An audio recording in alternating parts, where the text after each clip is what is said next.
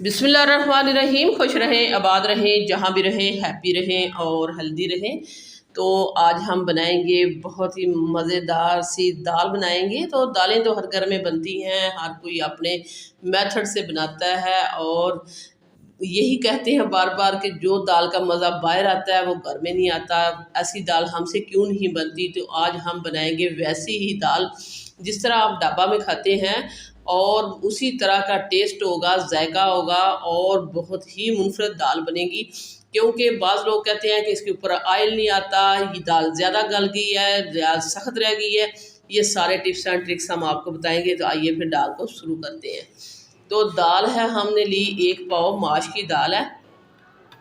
1 पाव दाल ली हमने, अच्छे के इसको चुन के साफ़ करके तो धो के तो हमने 1 घंटा पहले भिगो के रख दिया था। अच्छी भीगी हुई दाल होनी चाहिए।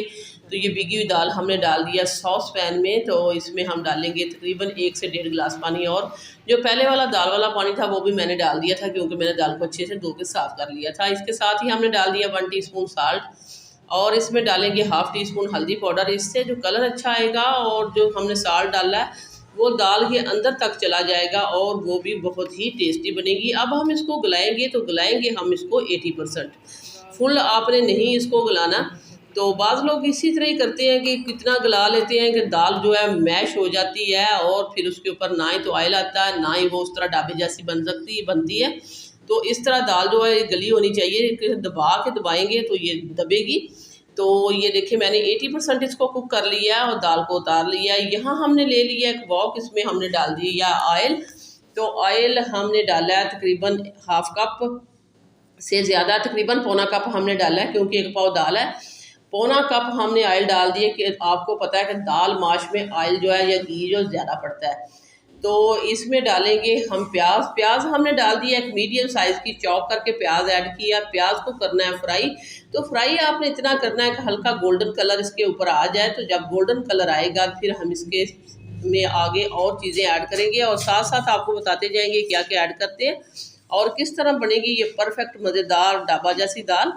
तो ये देखिए दाल, प्याज को हम फ्राई कर रहे हैं, और प्याज को फ्राई करते करते ही हम इसमें डालेंगे अदरक लहसुन। और आपने ये भी नोट करना है कि अदरक लहसुन इसमें जो है वो ज़्यादा पड़ता है, क्योंकि दाल ये जो होती है माश की, ये दाल बादी होती है, तो इसमें थोड़ा ज़्यादा जाता है। ये देखिए इस तरह का कलर आपने लेके आना है, हल्का गोल्डन कलर आ चुका है। तो इसमें हमने डाल दिया 2 टेबल स्पून अदरक और लहसुन। मैंने आप यही कह रही थी कि इसमें ज़्यादा जाता है। तो अदरक लहसुन भी हमने इसमें डाल दिया 2 टेबल स्पून। और जो कुछ ढाबा वाले होते हैं वो प्याज बिल्कुल नहीं डालते, तो वैसे ही इसको लहसुन का तड़का लगा के तो इसको बना लेते हैं। लेकिन मैंने डाला एक मीडियम साइज़ की छोटी प्याज डाली है, और उसको भी हमने अच्छा फ्राई कर लिया था। अब हम इसमें डालेंगे हल्दी, सुरख मिर्च पाउडर और साल्ट डालेंगे। हल्दी हमने पहले भी डाली थी, साल्ट हम बॉयल करते हुए केयरफुली डालिएगा 1/2 टीस्पून। और यहाँ डालने का मकसद भी यही है कि इसमें अच्छा कलर आएगा। इस तरह जब फ्राई हो रहा हो तो इसमें आप हल्दी और जो है सब सुरख मिर्च पाउडर डाल दें। तो आपको पपरिका की पाउडर की नहीं ज़रूरत पड़ेगी, कश्मीरी लाल मिर्च की नहीं ज़रूरत पड़ेगी। इस तरह कलर बहुत ही अच्छा आता है। तो उसको हल्का सा फ्राई करने के बाद मैंने डाल दिया टमाटर का पेस्ट। टमाटर का पेस्ट हमने डाला है, 3 टमाटर थे जिनको हमने पीस लिया था, पेस्ट बना लिया था। आप यहाँ पेस्ट भी ऐड कर सकते हैं और इसमें चॉप करके भी डाल सकते हैं, दोनों तरीके हैं। मैंने पेस्ट करके डाल दिया, इस तरह जल्दी काम हो जाता है। तो हमने डाल दिया 1/2 टेबल स्पून खुश्क धनिया, 1/2 टेबल स्पून हमने पिसा हुआ ज़ीरा डाल दिया, 1/2 टीस्पून हमने इस पॉइंट पे डाल दी है ब्लैक पेपर। तो ये बेसिक से मसाले हैं जो हमने ऐड किए हैं, कुछ और नहीं डाला। लेकिन ये टेस्टी भी इतनी होगी कि जब आप इसको बनाएंगे उंगलियां चाटते तक रह जाएंगी, क्योंकि ये परफेक्ट तरीके से बनी हुई दाल होगी।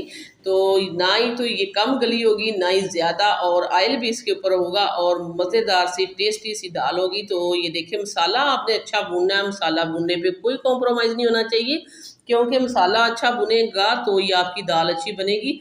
तो ऑयल इसका सेपरेट हो चुका है, हमने क्लोज करके आपको दिखा दिया। तो अब हम इसमें दाल डो डाल देंगे जो हमने गला के रखी थी।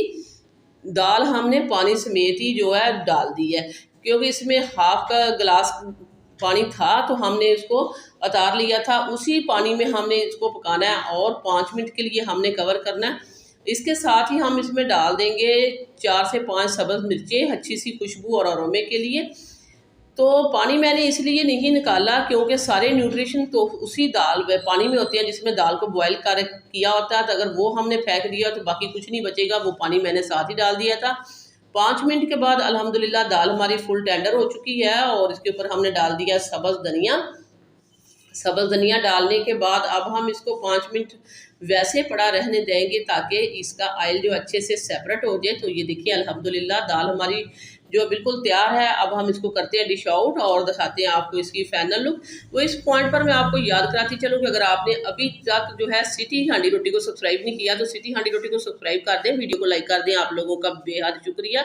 जिन लोगों ने अभी तक हमारे चैनल को सब्सक्राइब किया उनका दिल की गहराइयों से शुक्रिया। और ये देखिए बहुत ही मज़ेदार टेस्टी सी ये दाल बन चुकी है। इसको खाएँ आप नान कुलचे के साथ, आप तंदूर की रोटी के साथ खाएँ या चपाती के साथ खाएँ, जिस तरह आपको अच्छा लगता है। बहुत ही मज़ेदार टेस्टी सी दाल अगर दोपहर के वक्त तंदूर की रोटी के साथ हो जाए तो क्या ही बात है। तो ये देखें इसकी लुक चेक करें। परफेक्ट दाल हमने बना के आपके साथ शेयर कर दी है। सो व्यूअर्स ये थी मेरी आज की मज़ेदार दाल माश की रेसिपी, फ्राई दाल माश की रेसिपी। वीडियो अच्छी लगे तो लाइक करना है, शेयर करना है, सब्सक्राइब करना है। वापस आएंगे एक और वन ऑफ खतरनाक रेसिपी के साथ। अल्लाह निगहबान।